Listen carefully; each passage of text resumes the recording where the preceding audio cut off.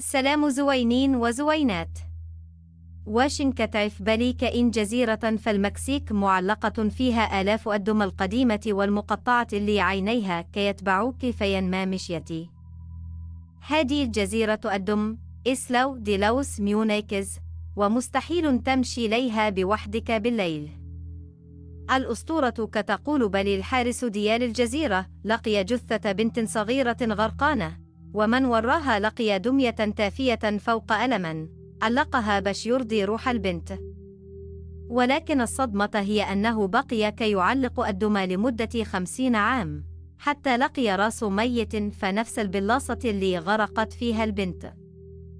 الناس اللي زاروا الجزيرة كيحلفوا بالي الدمى كيهضروا مع بعضياتهم وكيرمشوا بعينيهم، وبلي كاين طاقة سلبية خايبة تما. واشن تزعم تزور مكان بحال هيك وتصور مع دمية مسكونة، وجه يعلوه دموع الفرح قوليها لينا فالكومنتات. سلام.